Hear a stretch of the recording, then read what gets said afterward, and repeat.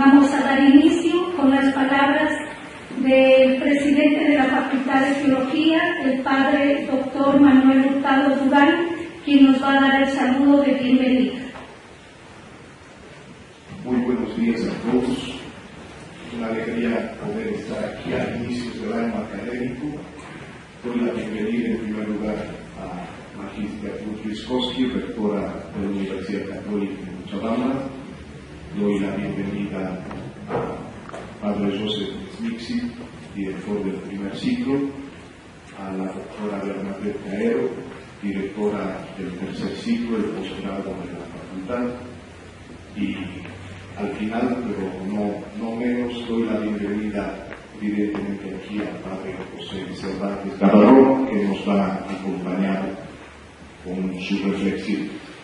Y también agradezco la presencia de los directores de la Facultad de Teología, el hermano Walter Viviani, que está presente, la doctora Sonia Vargas, directora de Teología Pastoral, y agradezco muchísimo la presencia de la directora de Pastoral Universitaria de Sede, Cochabamba, la Magíster Sara Pellón Morel. También agradezco la presencia de la directora de Ciencias Sociales y Humanas, la Magíster Gaby Grisel Bolívar Vallejo. Agradezco la presencia del director de Ingeniería y Ciencias Exactas, Fabián Allegado, el doctor Jaime Antesana Arzave. Agradezco la presencia del director del posgrado, Magíster Jorge Carlos Guevara Espinosa. También agradezco la presencia del director de Administración de Empresas, Jairo Weimar Céspedes, director de Antropología, Filosofía y Letras, Magíster Domingo Ariel Garceta Aguilar, la directora de Ingeniería Industrial, Magíster Gina María García Garcés, y la directora de la carrera de Psicología, doctora Erika Juárez Tito. Todos ustedes son bienvenidos, pero de manera mucho más especial, yo diría, es el inicio del año académico, y este es un acto por esencia académico, y ustedes, los estudiantes de la Facultad de Teología, pues es la razón de nuestro esfuerzo, de nuestro trabajo. También les agradezco su presencia y espero que podamos aprovechar en este año jubilar esta reflexión que nos va a ofrecer el Padre Pepe, que nos acompañe. Entonces, simplemente iniciar esto con estos agradecimientos, pero también con una nota triste. Hace poco nos hemos enterado, y les voy a pedir que podamos tener unos segunditos de silencio, porque ha fallecido esta mañana el padre Fernando Carrero, que era el director de la Pastoral de Santa Cruz. Les pido unos breves minutos de silencio, encomendando a nuestro hermano Esteban del Señor.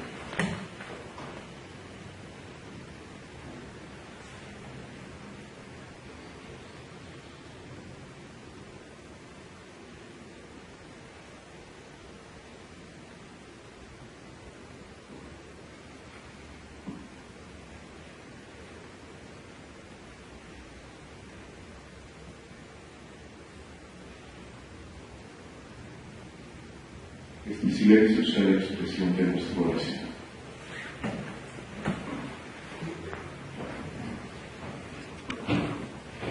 Seguidamente damos la palabra al padre doctor Joseph Smixi, director del primer ciclo del grado de Teología, quien hará la presentación del ponente.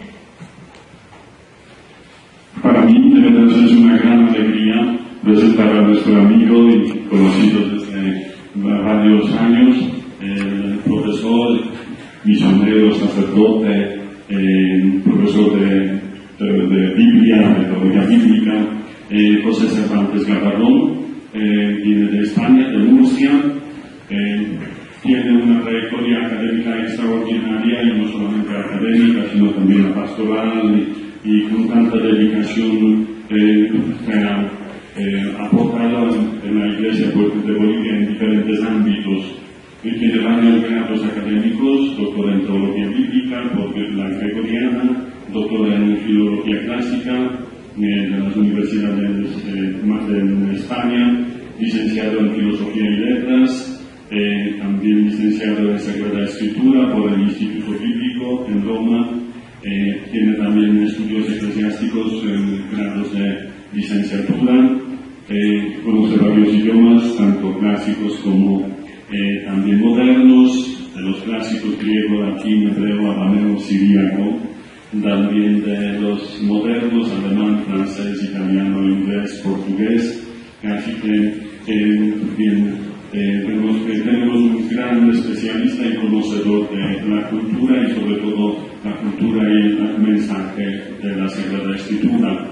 Tiene varias publicaciones, 67 publicaciones de libros y artículos científicos, 13 trabajos científicos presentados en congresos nacionales e internacionales. También imparte muchos cursos, hasta este momento 152 cursos, seminarios y conferencias internacionales y nacionales.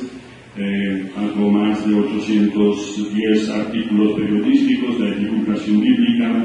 También dirige tesis, hasta este momento como 31 tesis de grado en el ámbito universitario.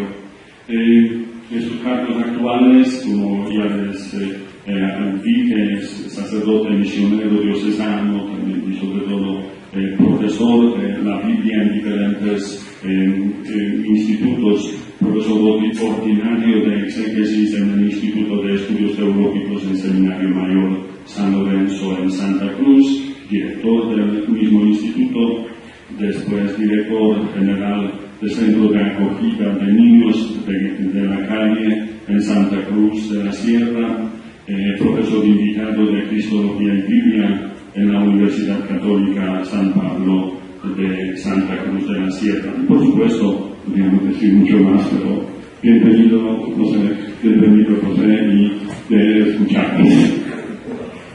De esa manera, damos la bienvenida y damos la palabra al Padre Doctor José Cervantes, quien es el ponente de nuestro acto Inauguralis.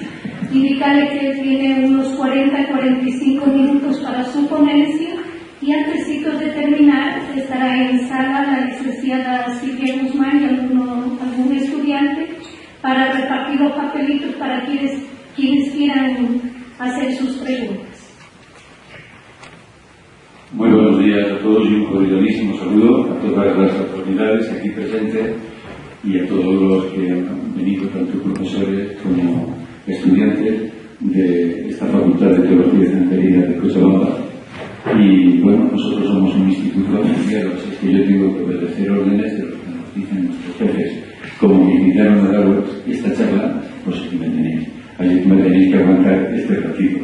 De todas maneras, lo hago con mucho gusto, sabiendo que esto es para mí un honor el poder dar una conferencia sobre algo que es apasionante en este momento en la vida de la Iglesia. Estamos en el año jubilar en la Iglesia Católica, en 2025, como cada 25 años se celebra el año jubilar para que todas las generaciones de la historia podamos dedicar al menos un año a hacer memoria de la salvación de Jesucristo y de todo lo que eso lleva consigo, y entonces empezar este año dando una conferencia sobre este motivo me parece formidable, así que encantadísimo.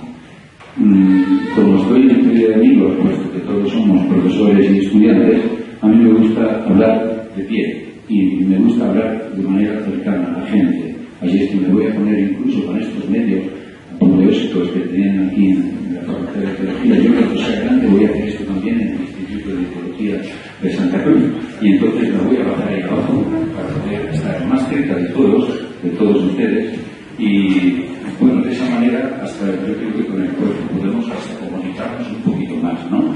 Y como hacemos la palabra más viva, pues así me gusta. Con estos medios lo podéis estar viendo todo lo que yo voy diciendo. Así es que vamos, sin más, a la charla. Esto espero que funcione. ya funciona. Lo que voy a tratar es el jubileo en la Biblia, y eso nos remite al Antiguo Testamento en primerísimo lugar, porque es de donde viene esta formulación, pero consagrada y consumada por la formulación que Jesús le ha dado en el Evangelio de Lucas. Entonces, básicamente voy a hacer una entrada en los textos del Antiguo Testamento para ir motivando aquello que significa y que no siempre tenemos del todo conocido en el texto de Lucas, cuando lo leemos en el tercer domingo de este tiempo ordinario. En la Iglesia lo hemos leído, pero nos dedicamos a hablar solamente de un aspecto de la gracia y nos olvidamos del aspecto de la gracia que también movidos por el Espíritu Santo y por tanto con una dimensión fundamental espiritual tenemos en las mismísimas palabras de Jesús, que cuando empezó a hablar, cuando abrió su boca para hablar públicamente según el Evangelio de Lucas, lo que nos dice es: en su sinagoga de Nazaret, pues el Espíritu del Señor está sobre mí porque Él me ha ungido para evangelizar a los pobres.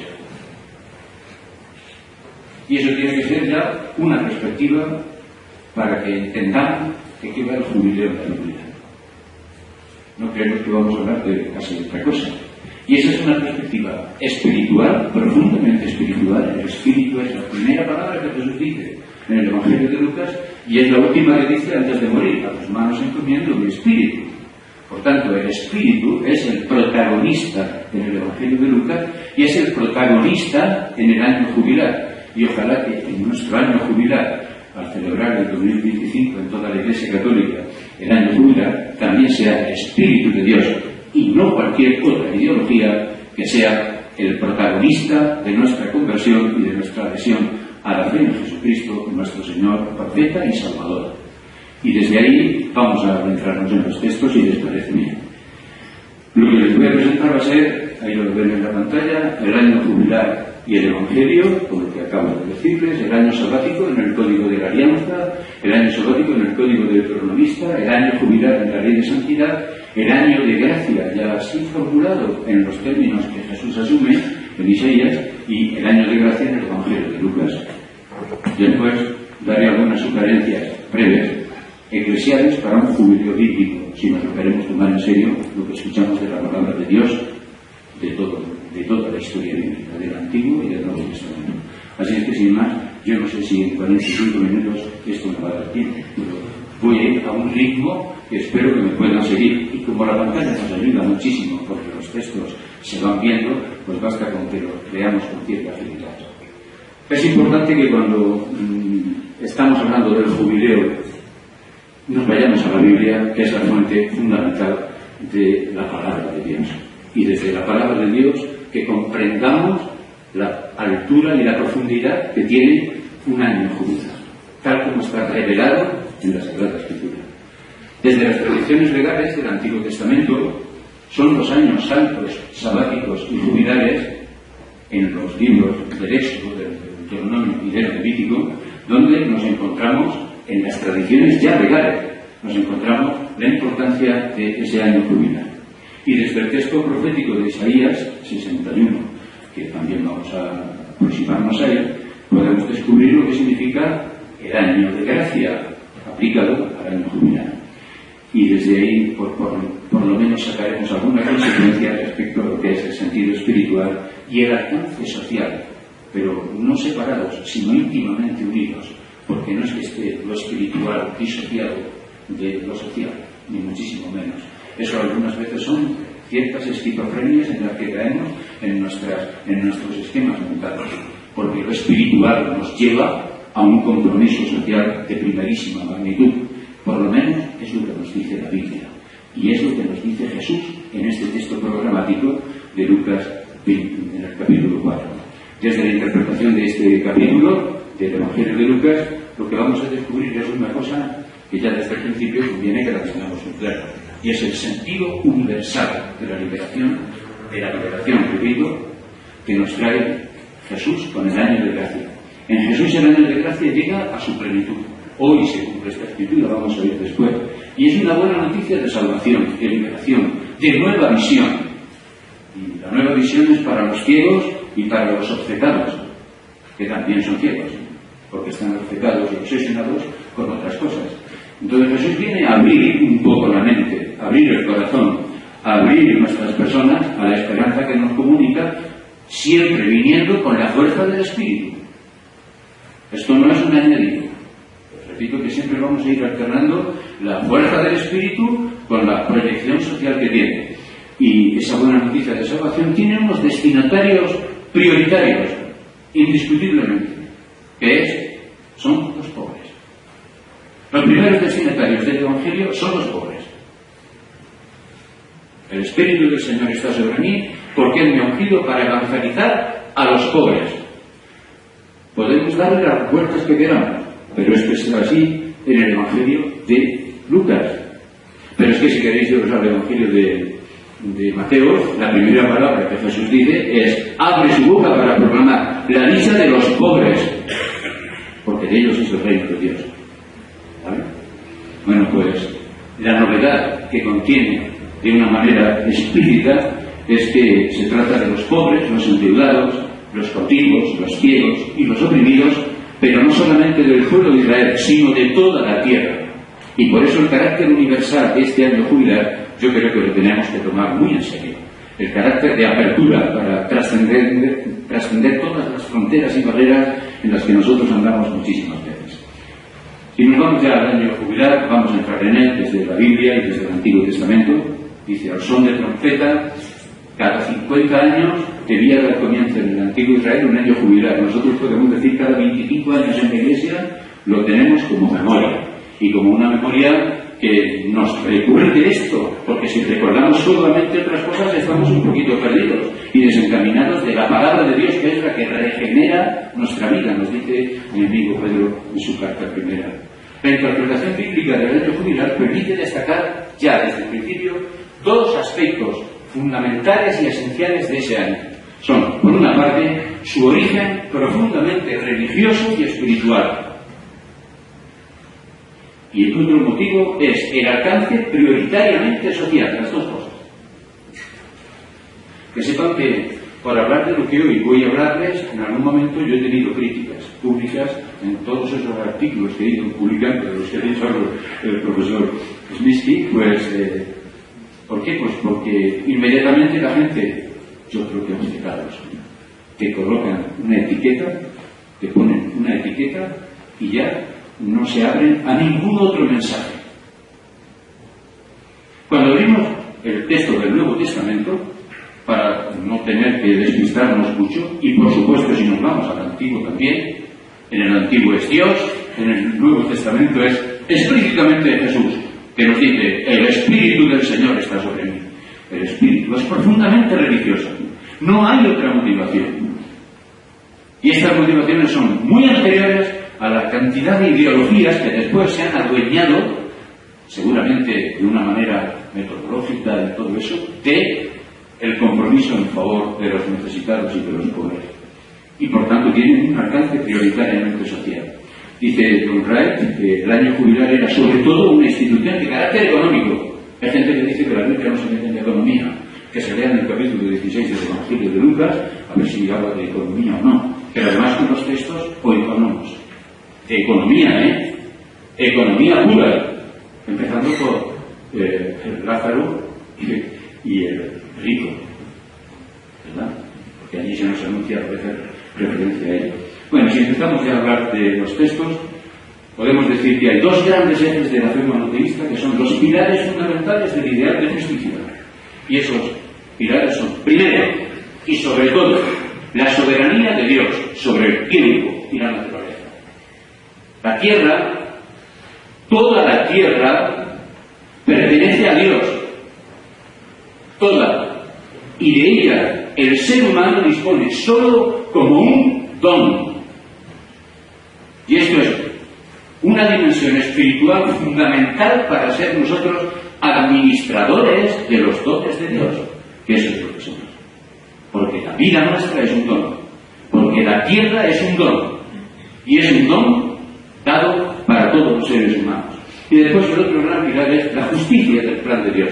La justicia del plan de Dios implica el restablecimiento de la igualdad de los seres humanos y la protección especial de los débiles, con una predilección ancestral sobre los débiles, sobre los más frágiles. Y esto es el Antiguo Testamento, pues ya el paradigma que nos introduce en lo que Jesús nos va a decir.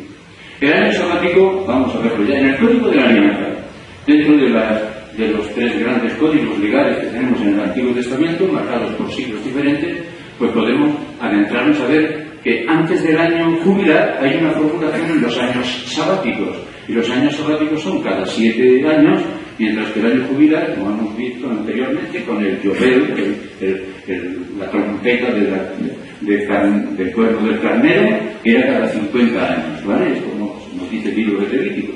Pero el año sabático es un preludio del año jubilar, y conviene que lo entendamos, ya lo veréis, porque los 50 años son 7 por 7, 49, 7 semanas de años.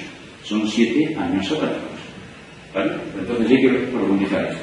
¿Dónde lo tenemos? En el Código de la Alianza, que es del siglo IX a.C., y que lo tenemos en el libro del Éxodo, recogido, según las tradiciones que conocéis de la tradición del Pentateuco. El Código contiene normas culturales, judiciales, sociales y económicas más antiguas de las tribus de Israel.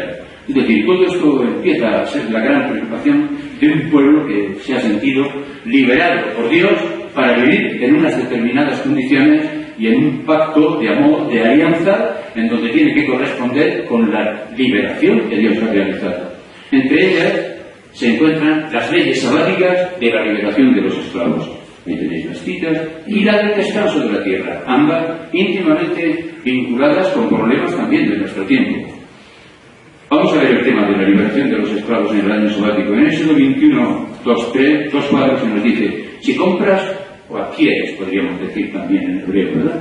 Si adquieres un esclavo hebreo, te servirá durante 6 años, pero el 7º quedará libre sin pagar nada. Si vino solo saldrá, y si estaba casado, su mujer saldrá con él. Mirad qué texto más bonito. ¿Esto qué significa? Que la norma de la liberación de los esclavos declara la limitación temporal de la condición de esclavo entre los israelitas, lo cual supone un avance social en el mundo de las culturas del entorno impresionante. Una persona no puede ser esclava de otra más de 7 años. Comprendemos que las circunstancias de la vida hayan podido llevar a una persona a tener que venderse, no que venderse, sino a pasar a ser él y su familia, pues esclavo de otra persona, porque es, digamos, imposible que pueda saldar sus deudas, pues pasa a ser un esclavo, a ser insolvente.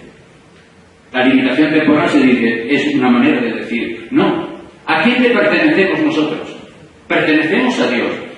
El pueblo de Dios pertenece a Dios y solo a Dios. Y por tanto la limitación temporal tiene esa raíz fundamental de la soberanía de Dios. Por eso es profundamente espiritual. Se supone que el motivo de la esclavitud es la imposibilidad de saldar las deudas contraídas con un acreedor, independientemente de las circunstancias que propiciaran dicha incapacidad. Lo importante es el principio básico de esta ley sabática, a saber que nadie en Israel puede ser esclavo para siempre, por ser del pueblo de Dios, y le pertenecemos a Dios. Apliquemos esto en nuestro mundo. Lo digo porque tenemos unos mensajes de una profundidad impresionante. Si los descuidamos, desaprovecharemos la oportunidad. Son escasas. Tenemos solamente la oportunidad de vivir en la edad adulta, y que más, pues más o menos costan 2 años jubilados, ¿no? 2 y si acaso 3, ¿no? Pero nada más. Que no desaprovechemos estas oportunidades para recordar estos principios. Bueno, una cosita que les quiero decir.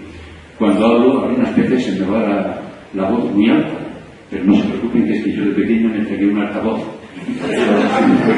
Y entonces, por eso ahora sigue fuerte, pero no me enojo con nadie. Y algunas veces lo que hago es fortalecerme un poco, poner el énfasis, el subrayado, ponerlo yo con mi voz también, ¿de acuerdo? Pero no se asusten, que estoy muy a gusto y no estoy enojado con nadie.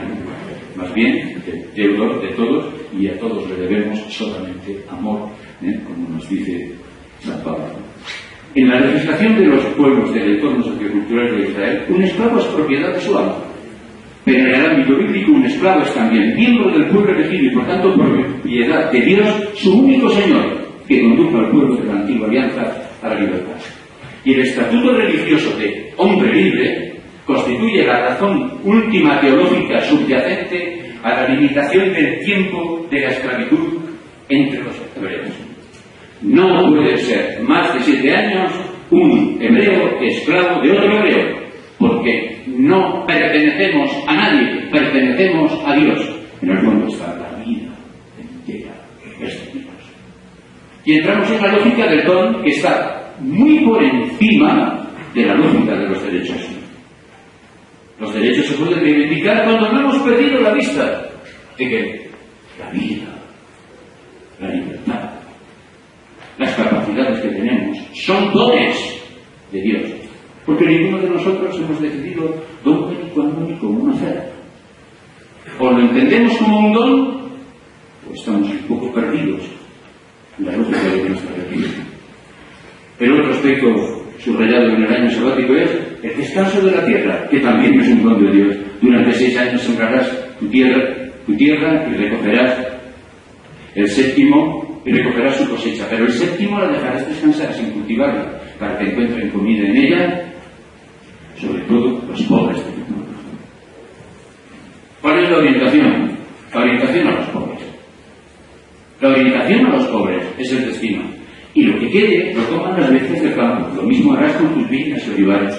Los que somos de pueblo, yo, allá en España, y vivimos en el campo, pues sabemos que el tiempo de barbecho se hace cada 5 o 6 años, pero cuando se legisla se puso cada 7 años, ¿no? ¿Y es para qué? Pues para que la tierra produzca su fruto y que veamos que la tierra se tiene que regenerar y que la tierra la tenemos que cuidar y que la tierra tiene también su producción libre, sobre todo para que puedan alimentarse hasta los más pobres. Este es el sentido que tiene esta tierra. Este sentido, esta explicación. Un año de liberación, por tanto, también para la tierra. Un año de descanso. En el pueblo donde yo vivo, que sepáis que se hacen cosechas en el mismo terreno, se pueden hacer hasta 3 cosechas al año.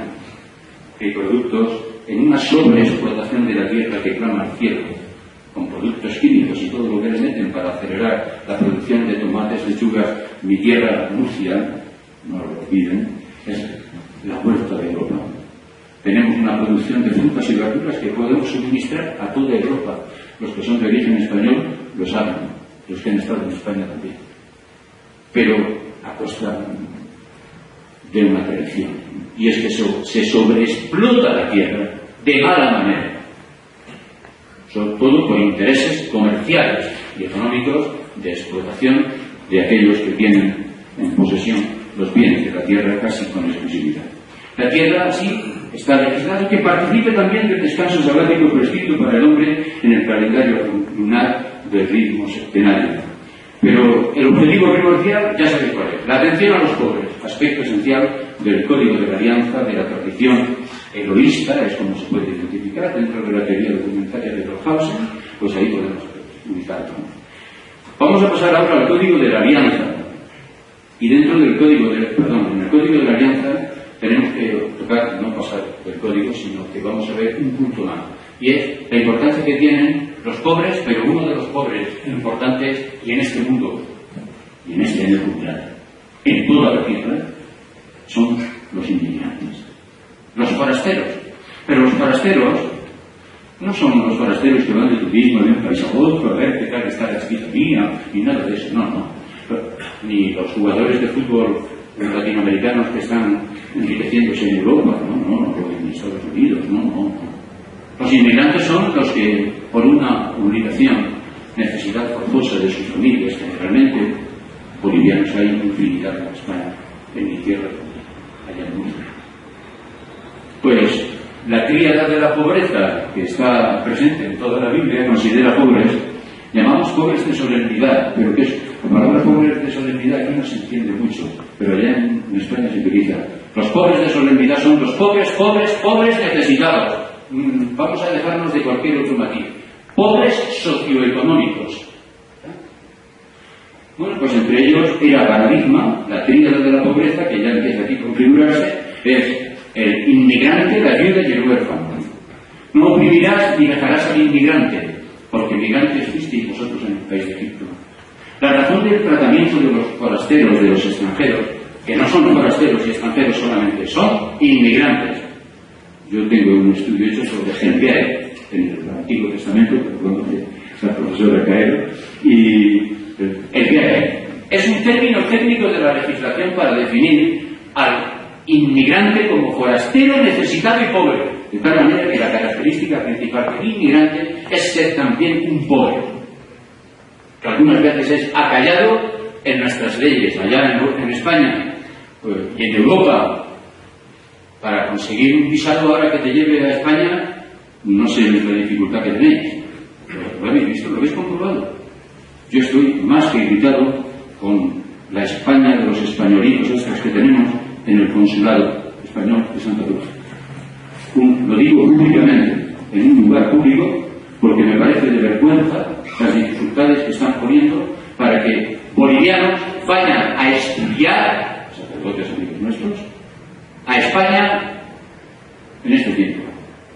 Por las leyes de extranjería.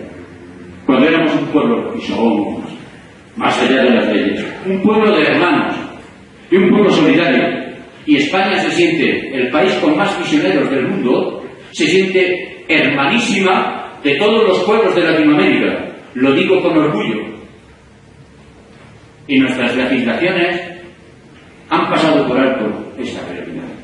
Lo digo porque cuando toco este tema me duele. Y como me duele, y estoy entre amigos, quiero que conozcáis también mis sentimientos.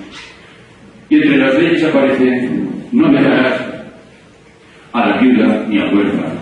Finalmente, si prestas dinero a uno de mi pueblo, al pobre que habita contigo, no serás con él un usurero.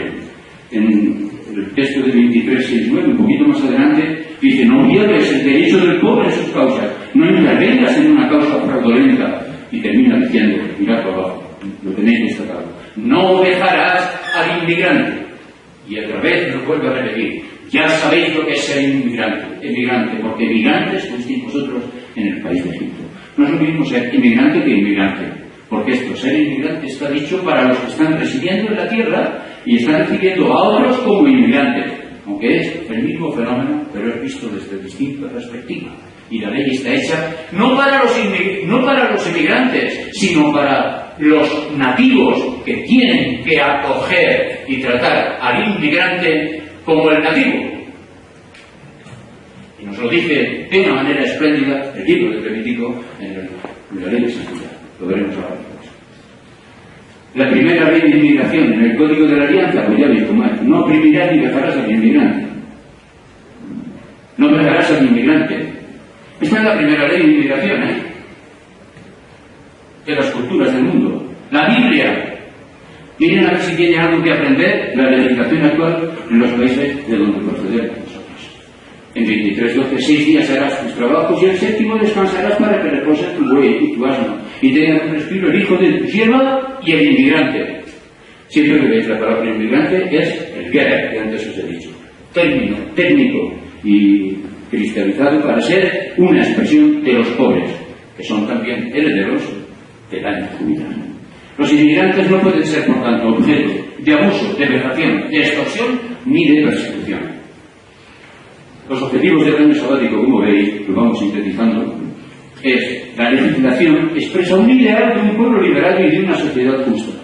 Pretende la restauración del orden de la alianza, la supresión de las diferencias sociales y el restablecimiento de la libertad social y económica para todos. Esta conmemoración recuerda y celebra el señorío de Dios sobre la tierra como único propietario de la misma, y proclama la igualdad de derechos de los seres humanos para disfrutar los dones de la tierra y la gran preocupación por los empobrecidos y marginados de toda ella. Si avanzamos un siglo más adelante en el Código Deuteronomista, pues como es lógico, la legislación avanza y se va a las raíces del problema. ¿Y cuál era el problema de la liberación de los esclavos? Pues que había una fórmula por la que se hacían esclavos. El Código de Deuteronomio, que ya estamos a la altura del siglo VII a.C., sobre el año sabático, pone de manifiesto la conexión entre la esclavitud y las deudas que la originan. Por eso va al corazón. Y dice: desarrolla unas leyes que ahora tocan un punto capital: la condenación de las deudas y la liberación de los esclavos, que sigue vigente. Pero ahora nos podemos fijar en la condenación de las deudas, novedad. Por tanto, se sigue profundizando. ¿Qué es lo que hay que hacer? Condonar las deudas. El perdón de las deudas está está formulado así: cada 7 años perdonarán las deudas. Este perdón consistirá en lo siguiente: todo acreedor perdonará a su prójimo lo que le haya prestado. Dejará de reclamárselo a su prójimo o a su hermano, porque ha sido proclamada la remisión en honor del Señor. No olvidéis cuál es el objetivo, miradlo, ahí lo tenéis. Así no habrá pobres entre los tuyos, pues el Señor te bendecirá generosamente en la tierra que el Señor tu Dios te va a dar en herencia para que la poseas, a condición de que escuches atentamente la voz del Señor tu Dios. Todo está motivado por Dios, por el Espíritu de Dios, por la palabra de Dios, que es el Espíritu articulado para que lo entendamos bien. Y esa palabra de Dios, miren lo que nos dice. El objetivo es que no haya pobres. ¿Y para eso qué hay que hacer? Condonar las deudas. ¿Por qué? Porque el que no puede pagar, no puede pagar. Valga la redundancia. Y ahora podéis pensar cuál es el gran problema económico del mundo. El endeudamiento de todos los países con las grandes riquezas del mundo. Curiosamente, ahora que lo digo, cuando este problema se agravó a nivel macroeconómico en los años 70, en toda la crisis aquella del petróleo, resulta que nos dijeron que para unificar la oración, pero el Padre Nuestro lo cambiamos. De tal manera que yo he estado de pequeño, el Padre Nuestro perdona nuestras deudas, como también nosotros perdonamos a nuestros deudores. Y si todavía se sigue manteniendo en algunas. Ahora lo hemos cambiado por las ofensas, que lo diluyen un poquito. Las deudas son deudas. Y cuando uno habla de tengo una deuda, sabe que es una deuda económica. ¿Cómo se dice el Padre Nuestro en alemán? Le pide un Schuld, yo lo digo, se le quede un Schuldigen. ¿No es así? Le quede Schuldigen. O sea, no que... ¿Quiere italiano? Viene aquí. Y no estoy bien, como no me quiero cristiano, no estoy de victoria. No me dan así. Como me han dicho que hay lenguas, pues bueno, ya no lo reprocho más por eso. Curiosamente, desde el año 80 ya no decimos perdona nuestras deudas, sino perdona nuestras ofensas. Hemos perdido una dimensión fundamental en las culturas del mundo cristiano, que es donde rezamos el Padre Nuestro. Y al menos seguramente alguna buena conciencia le vendría a alguna persona de espíritu cristiano cuando dijera, como yo también perdono a los que me deben. En griego. Así es como el Señor Jesús, y así es como está en el Evangelio de Mateo. Y la liberación de los esclavos pues sigue estando presente en ese mismo código. Al final dice, a los 7 años dejarás libre al esclavo, y cuando lo dejes libre, atención, fijaros qué cosa más hermosa. Cuando lo dejes libre, no lo dejes marchar con las manos vacías, sino que le darás generosamente dones de tu ganado, de tu era, de tu lagar. Le darás de los bienes con que el Señor, tu Dios, te ha bendecido. Recuerda que tú fuiste esclavo en Egipto. No olvidemos la memoria fundamental de la fe de Israel y de la nuestra. Por tanto, la esclavitud como consecuencia del impago de las deudas a los acreedores era un hecho frecuente en la literatura sapiencial también. En Proverbio tenéis, en el segundo libro de los Reyes, en la literatura histórica, en Amós, no quiero decir nada respecto al profeta Amós, en ese mismo sentido. Se puede decir que el esclavo, según la ley deuteronómica, designa al pobre de solemnidad, repuesto así con ese lenguaje, sumido en la miseria e insolvente para sacar sus deudas y cubrir sus necesidades básicas. Bolivia no puede salir de la situación económica en la que está porque no puede pagar las deudas. Y cada año se seguirá de una manera u otra incrementando. Y todos los países más endeudados no podrán nunca pagar las deudas, y la deuda se incrementa, y las deudas han empezado a multiplicarse. Pero hasta en los países ricos, hasta en los países ricos, que deben más. Lo que pasa es que se nota menos. Lo digo porque es un tema de agua extraordinario. El objetivo, por tanto, del Deuteronomio es desarrollar unas pautas del Código de la Alianza en el año sabático, que es proponer el dialéctico de una sociedad nueva constituida como un pueblo de hermanos desde el reconocimiento de Dios como único dueño y contribuye al restablecimiento periódico de una sociedad justa en la que cada 7 años, mediante la condonación de las deudas y la generosidad con los indigentes, se hiciera posible la erradicación de la pobreza permanente. ¿Se imaginan esto? Que haya un salario universal cada 7 años para todos los seres humanos. Salario universal. Restablecido. Y a partir de ahí, lo que genere la historia como problema, pues, al cabo de los 7 años, a resolverlo. Porque uno puede hacer las cosas mal, porque existe la ambición, porque existe el ser humano, existe el pecado, en la ley del corazón humano. Pero cada 7 años, borrón y cuenta nueva, para restablecer lo que Dios quiere. Un mundo nuevo. Y por lo menos que lo actualicemos, por lo menos, si no cada 7 años, como el código nos dice en los años sabáticos, al menos cada 25, que es el año jubilar. ¿Vale? Bueno, ya paso esto un poquito, voy a pasar ya más rápido, porque si no, vámonos a la ley de santidad. Estamos un siglo más tarde. La legislación posterior sobre el año sabático se limita a regular un año de descanso para la tierra cada 7 años. Y el núcleo originario del libro de Levítico es la ley de santidad. Se puede remontar a los primeros años del siglo VI antes de Cristo y su redacción final, pues un poquitín más tarde, ¿no? En la última fase del destierro en Babilonia, en las postrimerías del siglo VI antes de Cristo. El año jubilar aparece ampliamente descrito en el capítulo 25 del Levítico. Y ahí es donde está la ley de santidad. Es el año que sigue a 7 semanas de años, en el cual, con el sonido de la trompeta del cuerno de carnero, el llover, pues se anuncia eso. Ahí lo tenéis. Contará 7 semanas de años. Se sonará la trompeta el día 10 del séptimo. El día de la expiación haréis que se resuene la trompeta por toda vuestra tierra. Declararéis santo ese año 50. Y proclamaréis la liberación para todos. Será para vosotros año jubilar. Y para nosotros también, podría ser más. Y podréis volver cada uno a vuestra propiedad y a vuestra familia. El año 50 será para vosotros año jubilar. Como la Iglesia es santa y la apostólica y sabe hacer las cosas, pues no cada 50 años, cada 25. Vamos a actualizarlo. Y para eso lo estamos celebrando. A ver si esto se hace mal en serio. El sentido originario del año jubilar, sabéis que es celebrar solemnemente la santidad de Dios. El objetivo de un año jubilar es celebrar que Dios es santo y que su santidad la tenemos que vivir y poner en obra nosotros en la historia, los creyentes, como objetivo general la proclamación de una liberación plena para los israelitas y como objetivos específicos la activación de medidas particulares conducentes a la restauración de un nuevo orden social, legal y económico que permita vivir la renovación espiritual, moral y religiosa. Esto es un momentito que voy a hablar sobre eso, para que veáis que el orden social, el orden legal y el orden económico, esto tiene un puntero, ¿verdad? Mira, el último punto. Y con esas condiciones, restaurada la situación social, legal y económica, entonces podemos hacer una profunda renovación espiritual, moral y religiosa, que es uno de los objetivos fundamentales del jubileo.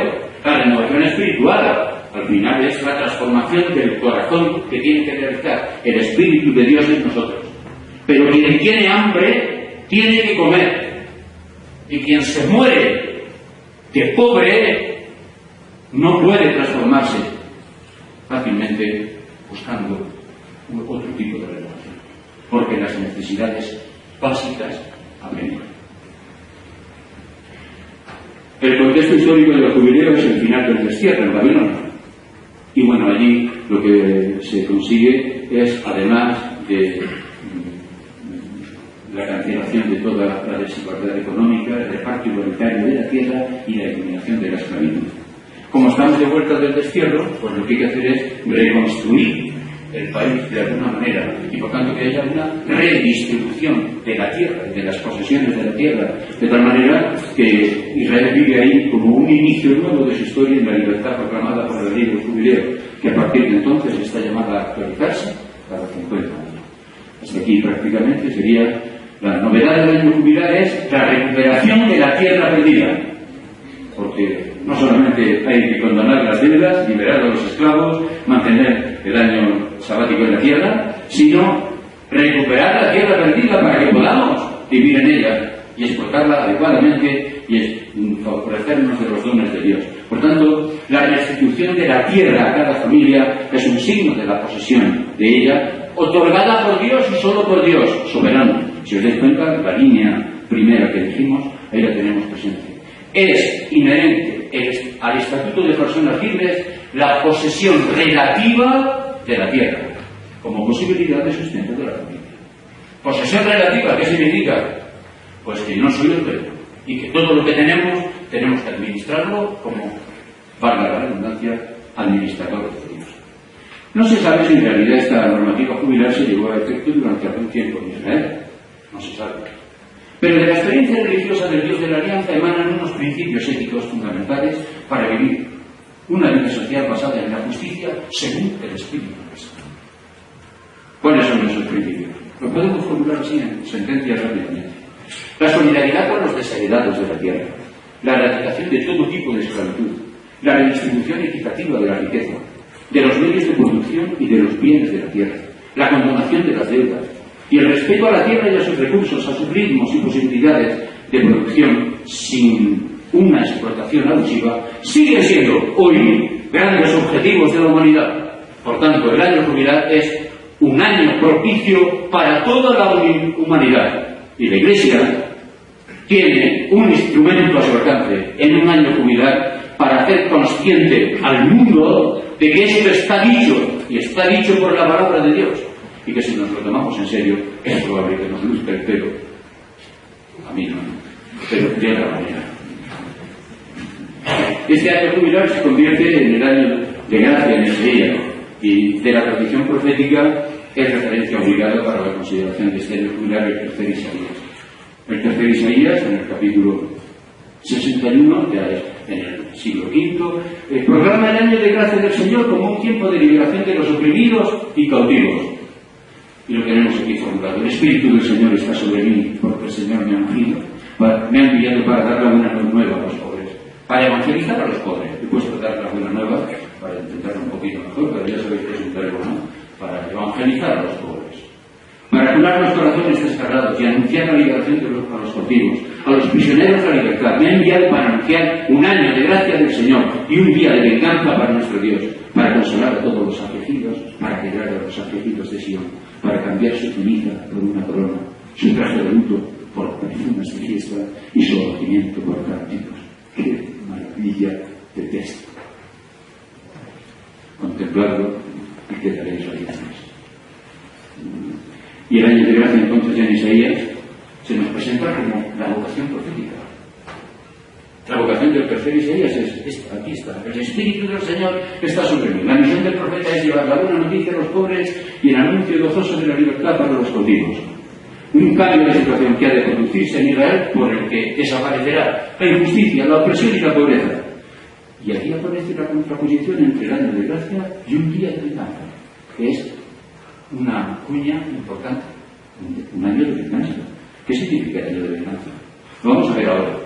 Como el faraón de Egipto en los tiempos del Éxodo, así será la suerte de todos los que atentan contra los pobres, de los tiranos, de los déspotas, de los explotadores, de los que independientemente de su identidad nacional, social, cultural o religiosa, conculcan la justicia y el derecho.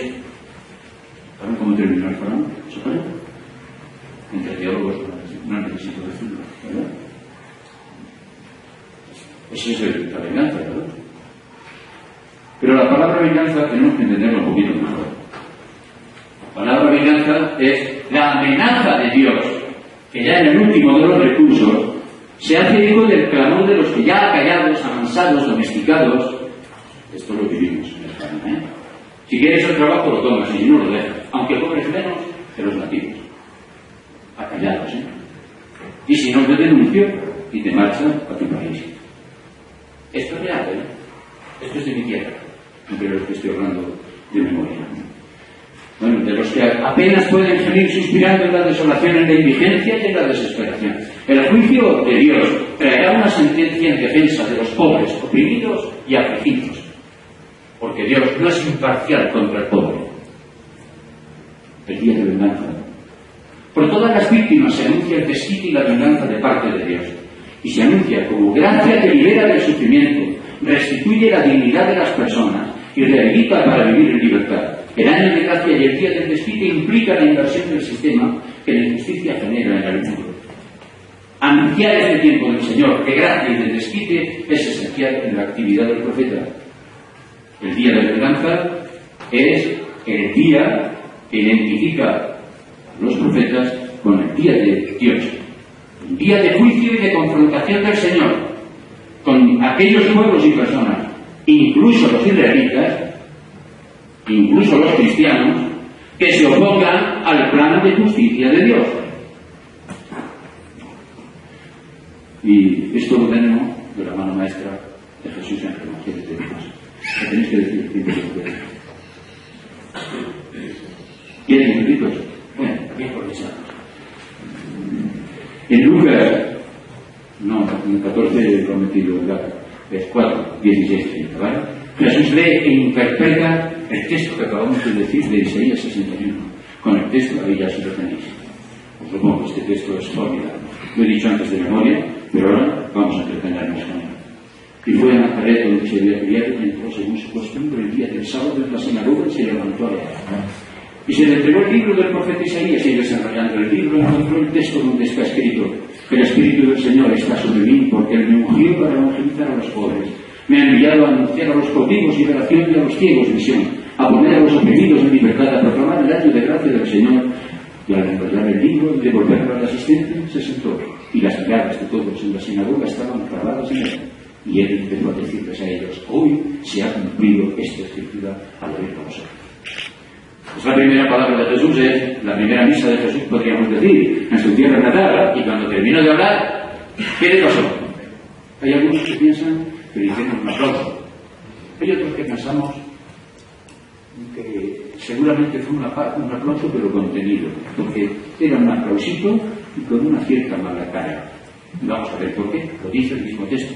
Lo que pasa es que aquí nos quedamos prácticamente cuando leíamos el texto el día del tercer domingo. Y como el domingo pasado, que era el cuarto domingo del tiempo ordinario, resulta que cambió las lecturas, entonces tuvimos que leer la presentación del Señor.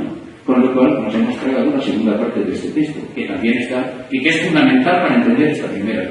Vamos a verlo. Si nos entretenemos haciendo el comentario de este texto, mirad, es un texto preciosamente construido desde el punto de vista literario.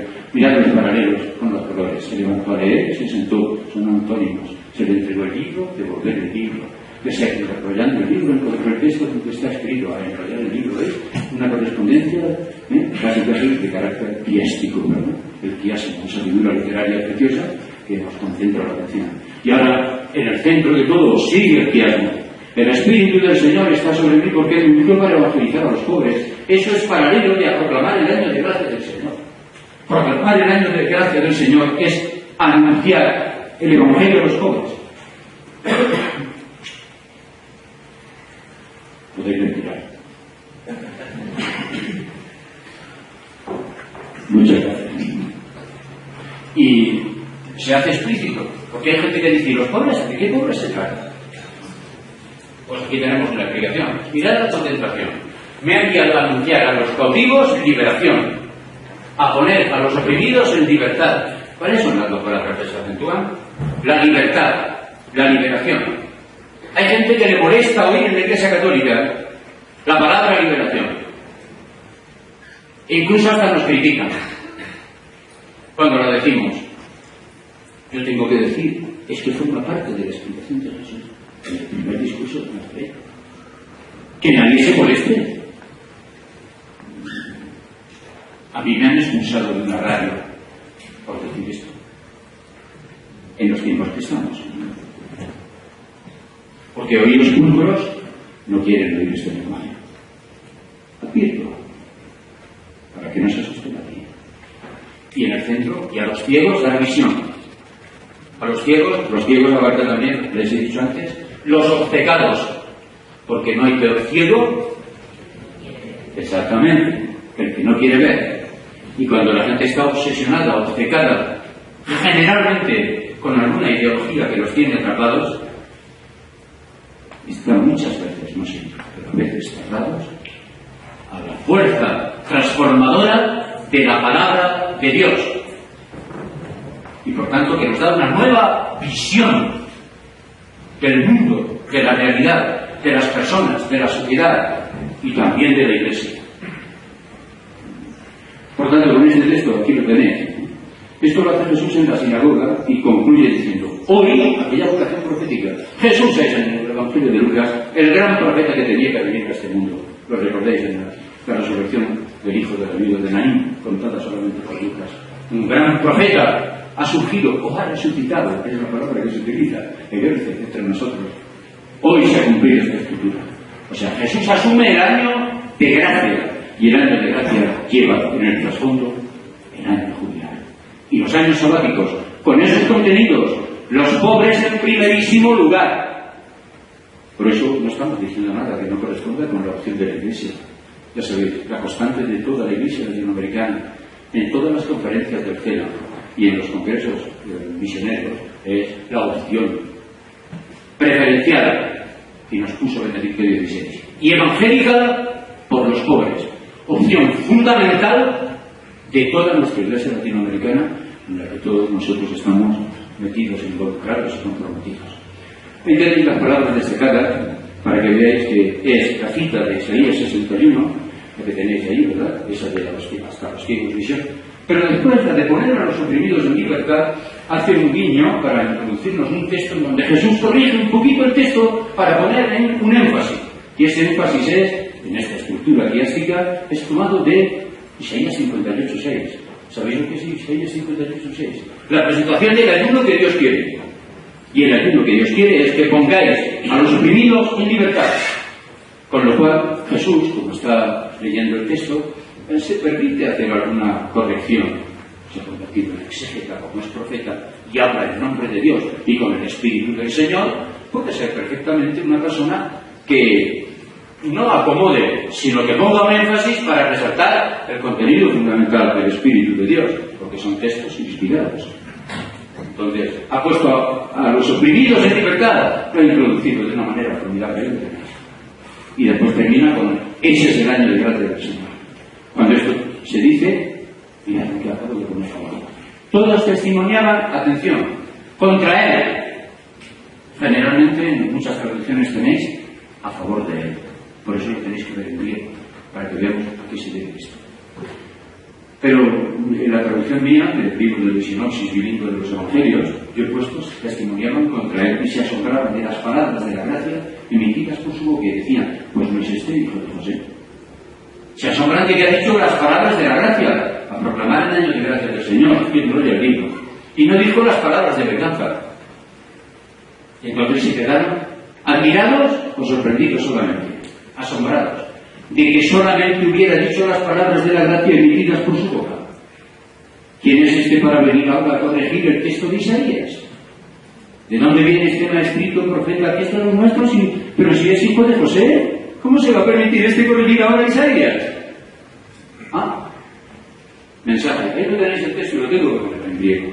Aquí me habría gustado ponerlo con mi computadora, lo podría poner bien, pero fijaros, en el texto, cuando decimos, pues no es este el hijo de José, abajo, ¿lo veis?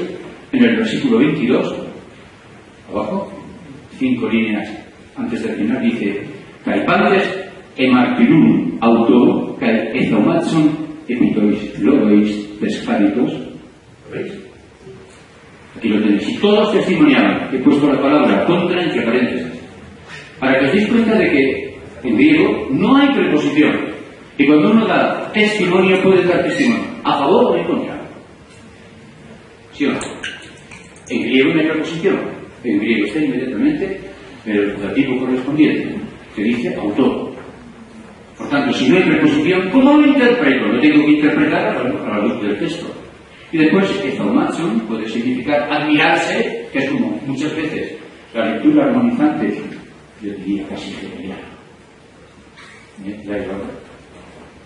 La lectura armonizante hegeliana nos suele decir, claro, lo aplaudían, se admiraban. No, puede ser también se asombraban. No es lo mismo decir, ¡qué bien! He dicho este. Es la misma sorpresa. Se asombraban de las palabras de la gracia emitidas por su boca. ¿Por qué? Porque solamente habían dicho las palabras de la gracia. No habían dicho que habían omitido las palabras de la venganza.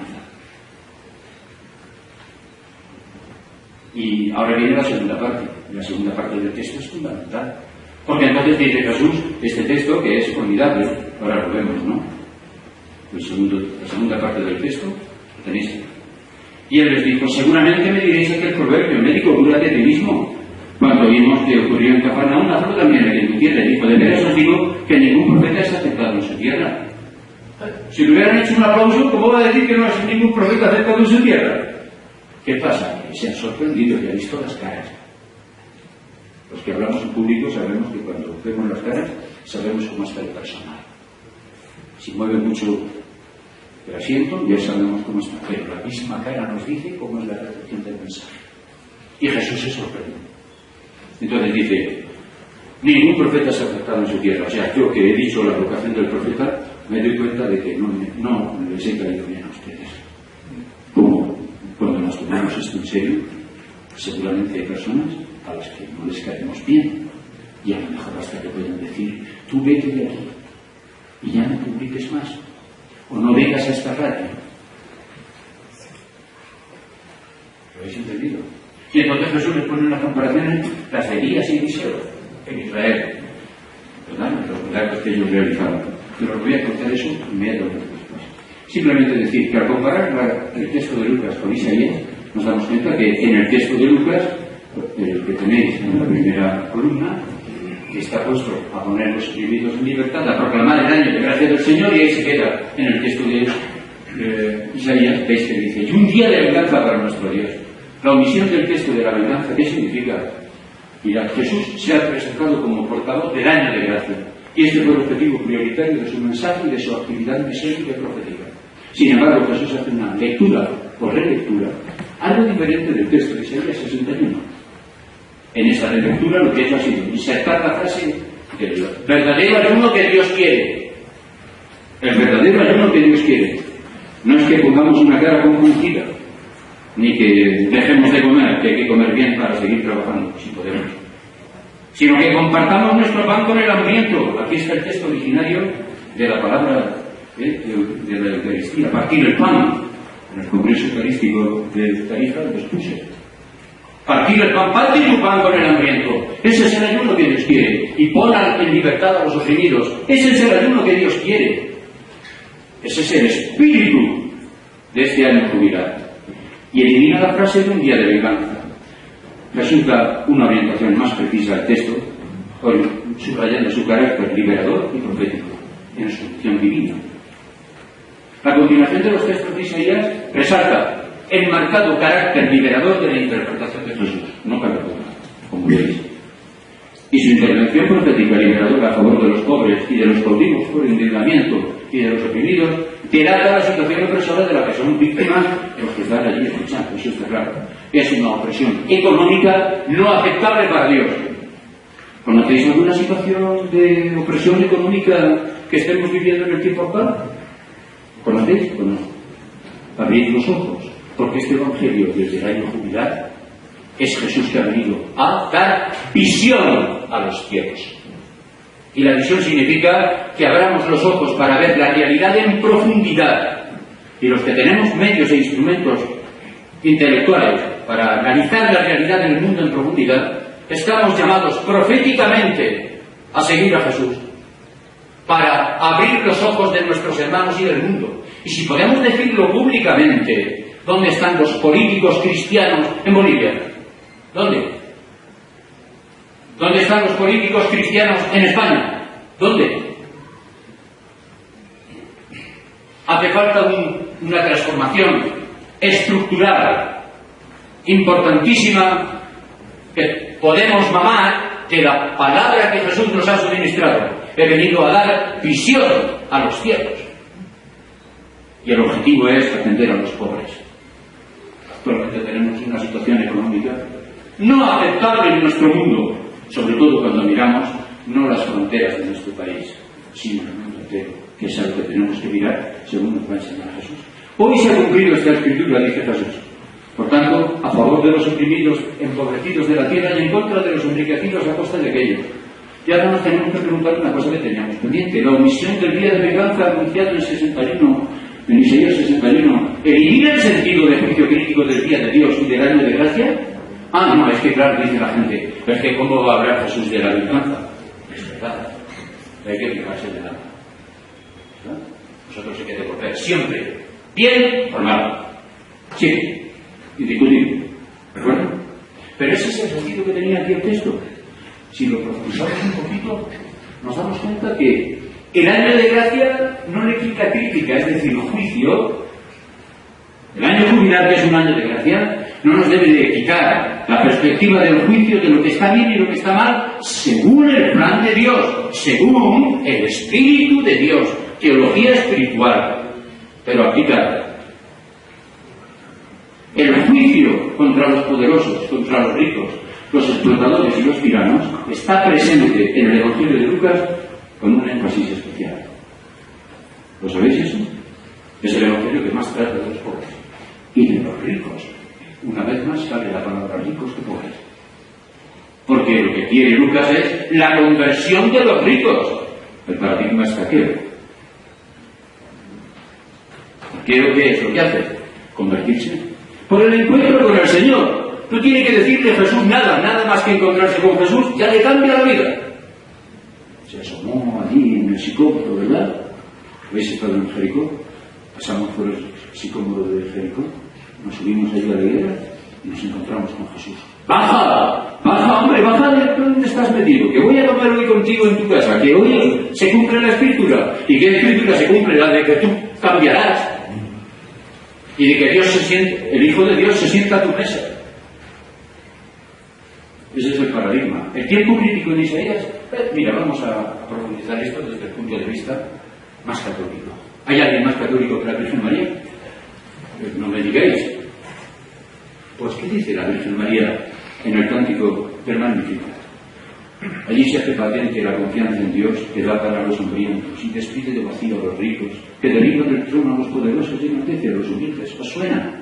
Esta es una de las estrofas del Magnificat. Lo que pasa es que muchas veces, como no nos acordamos nada más que de enaltece mi alma al Señor y se alegra mi espíritu en Dios mi Salvador, nos olvidamos de lo que muchas veces después se dice, y es lo que acabo de decir. Derribó del trono, lo tenéis que destacar.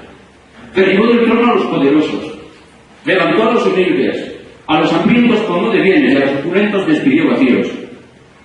Eso lo dice Lucas, teniendo en boca de la María en el encuentro de los dos pobres, de las dos pobres mujeres, protagonistas además, mujeres, María e Isabel.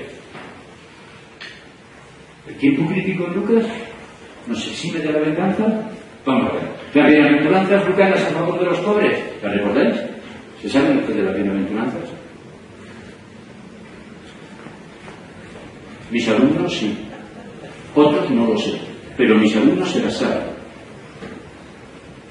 Las tenemos que saber y de memoria, porque son más importantes que los mandamientos, porque todos los mandamientos están incluidos en las bienaventuranzas, pero en una formulación que no es legal, sino que es de proclamación de dicha, de alegría con colmo, dichosos los pobres, ¿verdad? Bueno, pues, las bienaventuranzas lucanas, mirad lo que dicen, tienen la contrapartida y el desquite de las malaventuras, subrayan la contraposición entre los enriquecidos y los empobrecidos. Ahí tenéis las dos bienaventuranzas.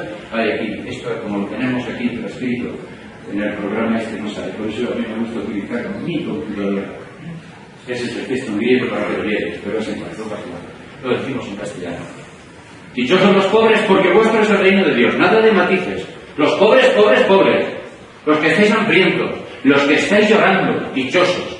Y dichosos vosotros cuando os odian los hombres y os excluyan y os insultan y difaman vuestro nombre con calumnia por causa del Hijo del Hombre. Alegraos en la mentira y retozad.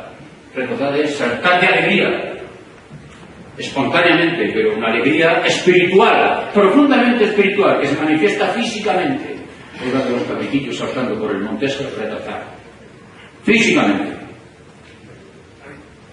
Y esto es lo que nos va a examinar el Señor. No olvidéis que el día del juicio final nos va a preguntar, dichosos, os dije y lo repetí, ¿habéis sido dichosos o no? Si no habéis sido dichosos es por culpa vuestra. porque la dicha que yo proclamo está a prueba de sufrimiento y a prueba de muerte. Y esa es la fe nuestra, porque es la dicha del Espíritu de Dios en nosotras, el que tenía la Virgen María. Bueno, pues aquí resulta que cuando nos dice esto el evangelista Lucas, nos pone una contrapartida. Ahora aquí la destacamos tal vez un poquito mejor. Mirad la contrapartida. Aquí ya sin el texto en griego. Hay de vosotros los ricos porque recibís vuestro consuelo. Hay de vosotros los que estéis satisfechos porque pasaréis hambre. Hay de vosotros los que estéis riendo ahora porque gemiréis y lloraréis. Hay cuando hablen bien de vosotros todos los hombres, que lo que oculta. Porque de eso trataban también sus padres. De ese modo trataban sus padres a las falsas cristianas. No tenemos que hacer las cosas para que nos aplaudan y para quedar bien ante todos. Cuando digamos una palabra profética, es probable que nos guste a alguien, pero que no sea esa nuestra intención, sino que sea la consecuencia de ser fieles al Espíritu de Dios. Y si es una consecuencia, seguramente podemos provocar una reflexión y a lo mejor, Dios quisiera, hasta la misma reflexión. Por tanto, ¿qué es una amenaza? El día del desquite, hay de vosotros los ricos, claramente, hay de vosotros los ricos. Aquí no estamos dando vueltas, es una suposición. La lectura de Lucas ha incorporado esto, no lo tiene Mateo. Por tanto, en Lucas no desaparece el sentido crítico. Tengo que decir que la palabra de amenaza no es un castigo. La amenaza es la última palabra que tenemos para que uno se confía, que es distinto. Es el último recurso. Cuando no me hace caso, los que sois padres de hijos ya lo sabéis. Como no hagas esto, te las vas a hacer conmigo. Algunas veces hay que decir los profesores a los alumnos, ¿verdad? Como no hagas esto, se la van a ver ustedes conmigo. Es una amenaza, no es un castigo. Y esto es lo que hace Jesús. Al final lo consiguió, por lo menos, que se convirtió. Bueno, ya para esto, rápido, porque ya tenía que ser tiempo. Ya estoy tomando el tiempo de la pregunta, ¿verdad? Como de esto me tenéis que preguntar, esto lo voy a pasar rapidísimo. Ya está. El tiempo crítico de Lucas. Mirad, en la reflexión, después de deciros esto, el juicio último de Dios sobre la historia humana revela su justicia y se manifiesta en la inversión de la situación social imperante. Tal como vengo a la parábola de Lázaro y el rico, que no os les voy a comentar, este es el capítulo de la economía, de la economía de los evangelios. Cuando alguien nos diga que la Biblia o los evangelios no se meten con la economía y con la política, decir que mentira, que se lea el capítulo 16 de Lucas. ¿Ya?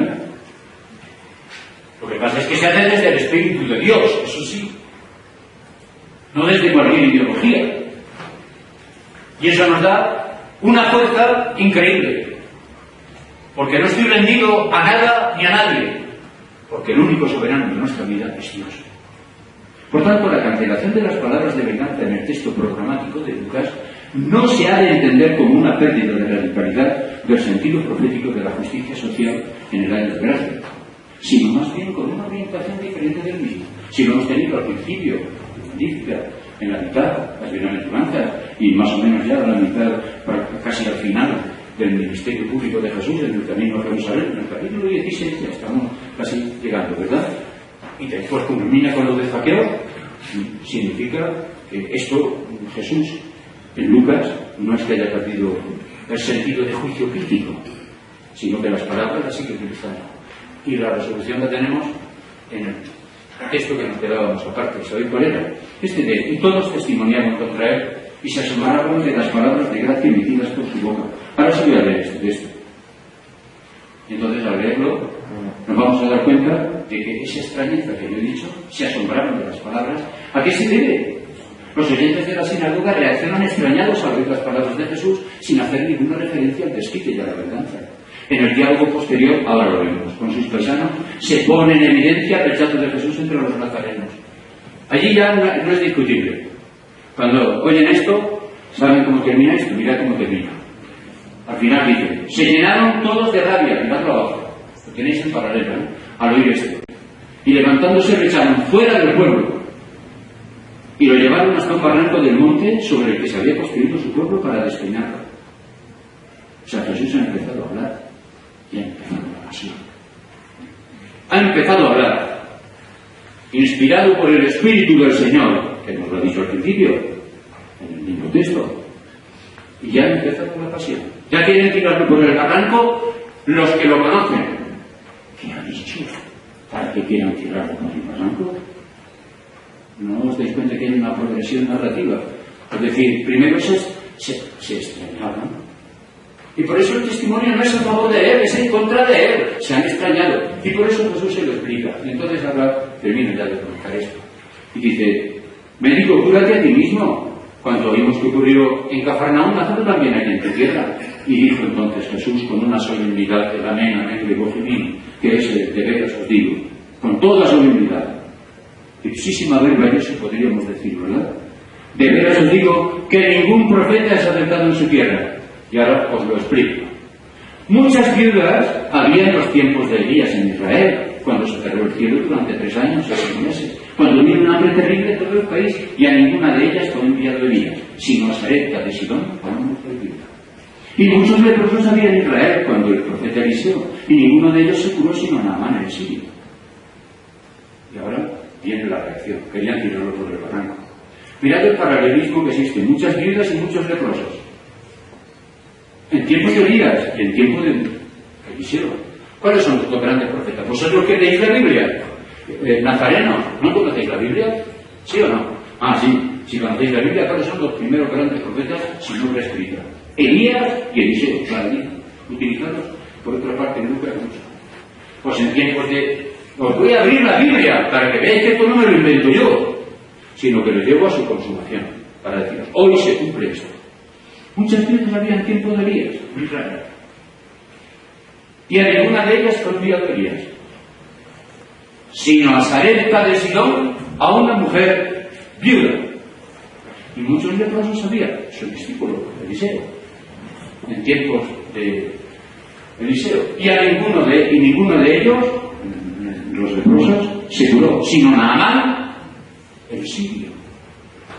Vosotros que conocéis la Biblia, a ver, Sarepta de Sidón, territorio forastero. Siria, el leproso. La viuda, paradigma mujer, por una parte, de los pobres.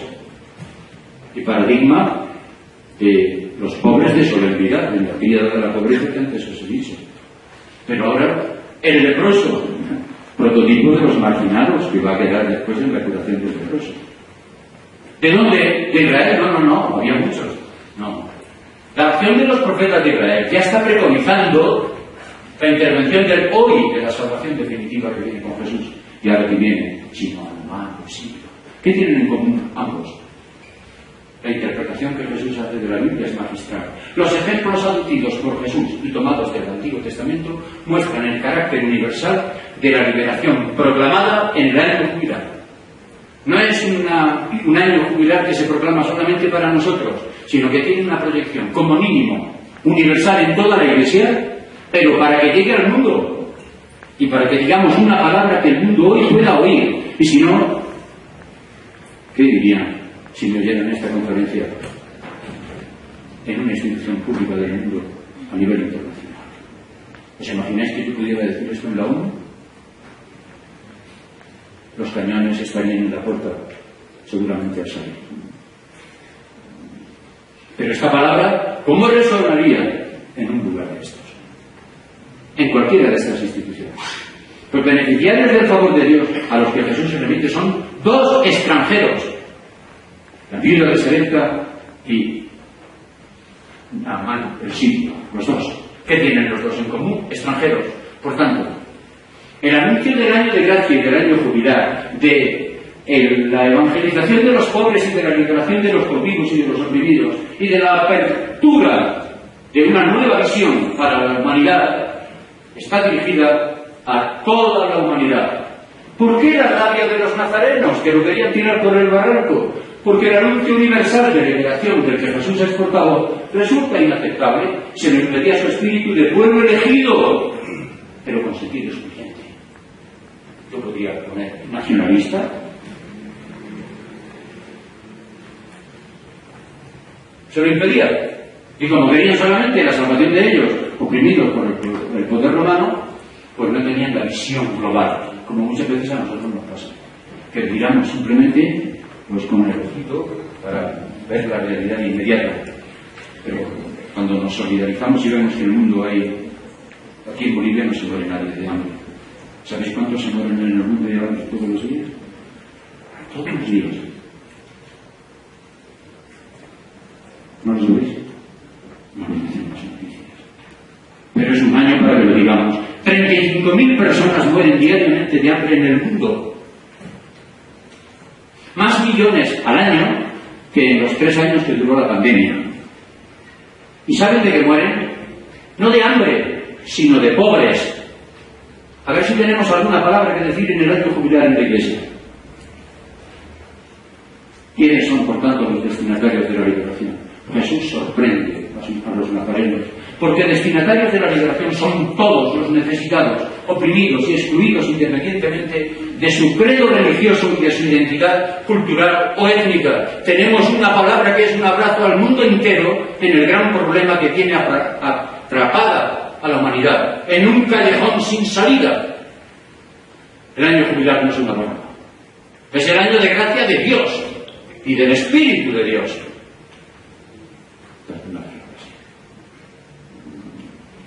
Cuando Jesús empezó a establecer estas prioridades en su misión evangelizadora, cuando proclamó la primacía de los últimos, de los pobres y de los sometidos en el único tiempo aceptable de Dios, comenzó también su pasión. Los paisanos de Nazaret quisieron tirarlo por el barranco del pueblo. Sin embargo, en la situación paradójica del rechazo de Jesús por parte de los nazarenos, empezó con él un tiempo de gracia que trasciende los días y los años, y en el cual sus seguidores pueden vivir permanentemente movidos, podemos vivir permanentemente movidos por el mismo Espíritu, haciendo resonar proféticamente su palabra liberadora y su justicia rehabilitadora de los indigentes y desechados. ¿Me habéis entendido? Pues no aplaudáis. Ahora ya es el tiempo del diálogo, ¿verdad? Entonces, en el tiempo del diálogo, no, lo aprovecho yo. Me permitís lo que queráis, porque tengo 2 sugerencias eclesiales para un futuro bíblico en nuestra iglesia. Son movidos por este espíritu y siguiendo su misma misión, la de Jesús. La Iglesia Católica en América Latina puede seguir avanzando en la adopción preferencial y evangélica por los pobres, tal como ratifican todas las conferencias episcopales del CELAN y los congresos americanos misioneros. Y voy a hacer un recordatorio, solamente un recordatorio, del último congreso misionero que tuvimos en Santa Cruz de la Sierra en el 2018, el 5º Congreso Americano Misionero. Allí, bueno, ¿sabéis cuántos participaron? 3.177 participantes e inscritos de todos los países de América. Entre voluntarios y acogedores de las familias cruceñas, 3.830, lo sumamos y son más de 7.000 personas. Hubo 5 magnas ponencias, 12 talleres, 4 conversatorios y 5 asambleas. En el 5º camp se realizaron 5 ponencias en las cuales se exponían los resultados del trabajo sociológico y teológico realizado en la fase previa al 5º camp, dando cuenta de la elaboración, realización, ejecución, tabulación e interpretación de los 10.000 cuestionarios realizados en toda América. Esto fue un trabajo verdaderamente sinodal. Algunos de los aquí presentes me ayudaron a tabular todos los resultados. ¿Se acuerdan? Porque fueron algunos míos. Con una metodología participativa realmente del pueblo de Dios, que respondía a preguntas cerradas, cuya claridad en dar respuesta daba resultados extraordinarios publicados en los 5 libros que salieron de todo aquel congreso. De aquellas respuestas surgieron iniciativas emblemáticas que sería conveniente retomar en este año jubilar, porque yo no sé lo que pasó después de eso. No sé si las metieron en la carpeta, las dejaron bonitas en la página web, pero hubo 2 propuestas que afectan, pueden afectar, y podemos retomar en el año jubilar si los obispos quieren. Si los obispos quieren. ¿Saben cuáles son? Dentro de las propuestas en el actual final, hay muchas, entre las ideas y las preocupaciones, pero las propuestas concretas, para comprender la visión profética como la de Jesús en la iglesia de hoy. Había una que era la creación de un observatorio eclesial americano de los derechos humanos. ¿Sabéis lo que es esto? Que sea de carácter nacional e internacional, una institución universitaria de investigación. Existe algo preconizado en el jubileo, en la institución jubileo, que existe aquí en Bolivia, pero que sea de carácter nacional e internacional, diga que se tiene que dedicar, pero como Iglesia, por el Espíritu del Señor, a estudiar y realizar periódicamente informes de carácter profético acerca de las situaciones de exclusión, marginación, opresión, injusticia, corrupción y extorsión de los derechos humanos, sociales, políticos y económicos en todos los países de América. ¿Sabéis lo que es una institución de este tipo? De investigación profunda, en la que invirtamos dinero para trabajar en serio y que estemos comprometidos para que la Iglesia se pronuncie a nivel estructural sobre la situación del mundo con una autoridad, no con poder, pero sí con la autoridad de la palabra, y de la palabra universitaria, y de la palabra forjada en el análisis, en la reflexión y en los valores de la Biblia. Y la otra, con el objetivo de ser testigos de la comunión y de la reconciliación. Eso lo podemos hacer a nivel eclesial, ¿eh? Basta que haya una decisión de parte de los que mandan. La otra sería la coinonía eucarística con los pobres. Puesto que la llamada a atender a los pobres es urgentísima, podríamos crear la coinonía eucarística con los pobres. La coinonía ya sabéis lo que es, ¿no? La comunión, pero la comunión entre lo que nos dicen los hechos de los apóstoles que eran constantes los discípulos, ¿en qué? En la coinonía, nos dice, en la enseñanza, la pedagogía de los apóstoles, en la coinonía, en la fracción del pan y en la oración. Pues vamos a tomarnos en serio la coinonía, una palabra que podríamos rescatar para nuestro lenguaje en el campo político. Sería una estructura eclesial que tiene su cumbre y su fuente en la Eucaristía. Porque esto nos lo tiene dicho el Concilio Vaticano II y ratificado en toda la tradición de la Iglesia. Por tanto, estamos haciendo una institución que nazca de la Eucaristía y que tenga su fuente y su cumbre en la Eucaristía. Y esa institución, ¿a qué se dedicaría? Consiste en un servicio intereclesial, local, nacional e internacional también, porque hace falta abrir el horizonte de la universalidad, con sentido misionero. ¿En qué consistiría? Dar un criterio orientador del destino de los bienes en cada comunidad. Esto no es pedirle a los que no están en las comunidades cristianas. Esto es para nosotros, porque estamos convencidos de que la palabra de Dios nos transforma y nos introduce en la dicha de su reino. ¿Y en qué consiste? Pues vamos a ver lo que es la conversión de Zaqueo. ¿Qué es lo que le pasó a Zaqueo cuando recibió a Jesús en su casa y nosotros lo recibimos en la Eucaristía? Sin decirle nada a Jesús, la mitad de mis bienes la doy a los pobres. Y si en algo he extorsionado a alguien, le voy a devolver 4 veces más, superando, por supuesto, todo lo escrito en las leyes del Antiguo Testamento. Igual que en la Eucaristía se puede partir el pan, se puede partir también la colecta o coinonía de todas las misas.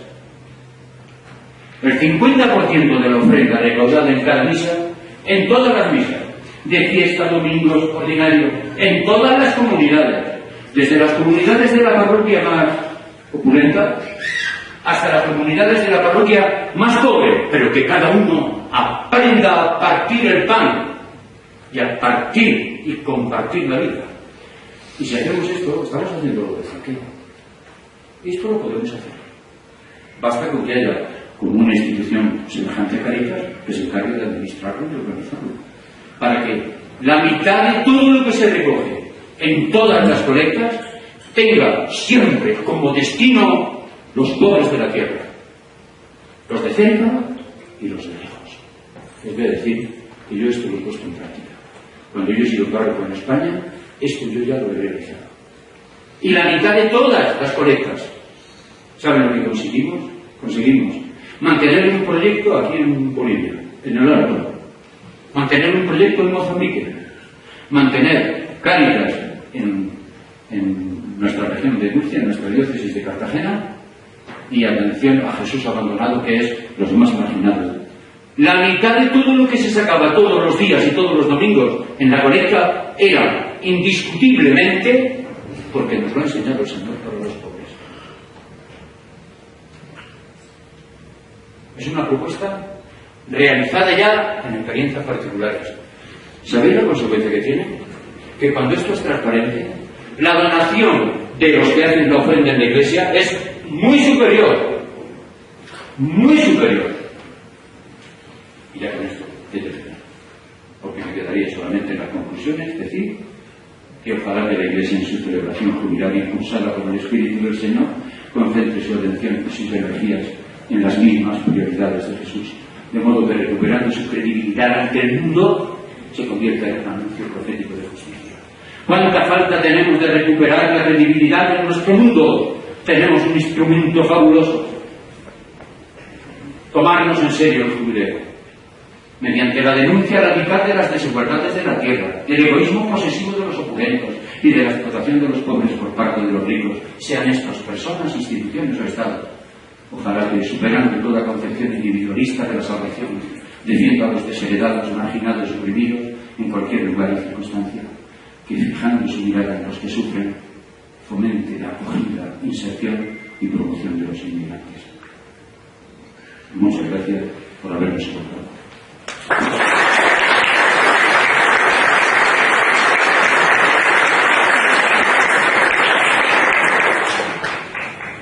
Agradecemos al Padre Cervantes por esta importante ponencia y bueno, fue bueno que él termine con las sugerencias y conclusiones, porque ahí están respondidas las preguntas y hemos estado atentos. A mí me han llegado 2 bloques de preguntas. El uno era más en el plano personal y en el plano del compromiso como teólogos, como sacerdotes, como vida consagrada y como cristianos comprometidos. ¿Qué vamos a hacer después de esto? Creo que se ha respondido ahí al final. Y el otro bloque de preguntas era un poco sobre las ideologías y cómo los gobiernos, nuestro gobierno, hablaban en concreto del gobierno de Israel, cómo manejan esta situación. Como digo, si hemos estado atentos, las preguntas están respondidas y no todo tiene respuesta. Nos queda ahí para seguir dialogando. Entonces, muchas gracias, Padre Cervantes, y seguidamente damos la palabra a Magister Ruth Ryszkowski, rectora de la sede Cochabamba, quien nos dará un saludo. Muy buenos días a todos. Realmente un gracias súper especial aquí al Padre José por esta brillante conferencia, que no solo es brillante, diríamos, por el contenido y por todo lo que tiene, sino por los desafíos que nos lanza. Personalmente, a cada uno de nosotros, como docentes, como estudiantes, a dar lo máximo de nosotros, pero también yo pienso, ¿no?, como Universidad Católica, lo que podemos hacer. No podemos estar inactivos en estos momentos en que nos necesita tanto el país.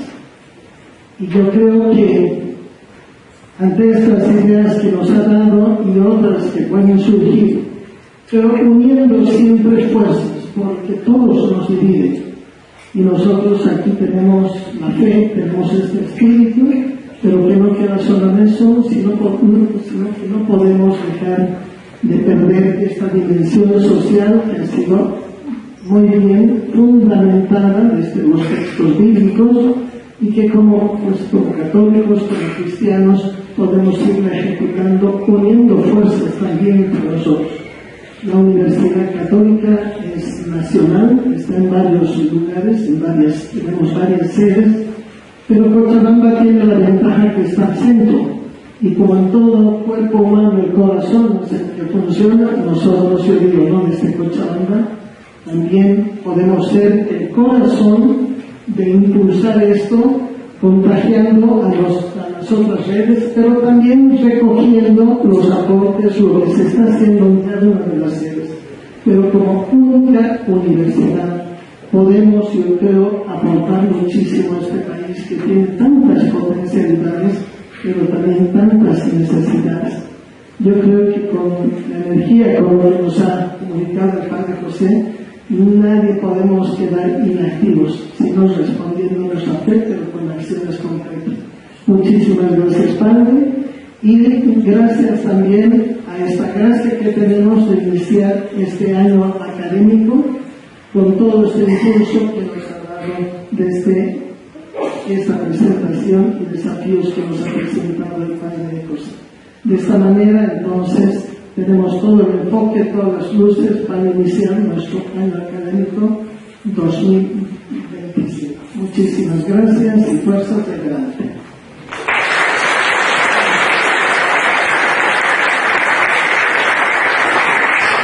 Palabras de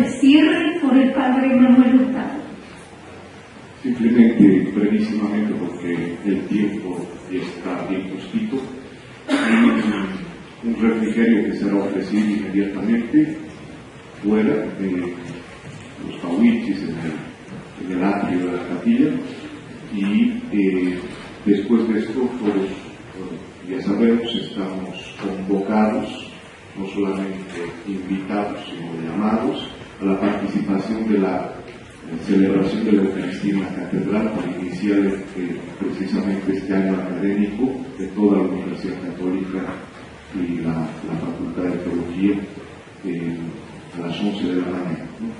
Yo quería mencionar al magíster Mauricio Ledesma, que se me había pasado al inicio la bienvenida. Él es el director de Ingeniería Civil, así que Mauricio también bienvenido.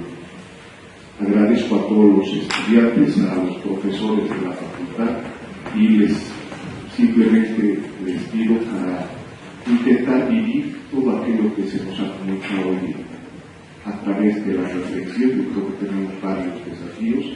Acojamos este año jubilar de la Iglesia, también a partir de lo que podemos hacer en cada una de nuestras asignaturas, de las lecturas, etc. Hay mucho que hacer, que este año jubilar no pase simplemente como si nada, sino que tenga un efecto en nosotros y en lo que hacemos a los que estamos aquí, que es la labor docente, la labor de estudiantes, y esto yo creo que puede tener repercusiones y, como ha dicho la rectora, muchas ideas pueden surgir aprovechando esto que el mismo Padre Pepe nos ha ofrecido. Así que muchas gracias y feliz año académico.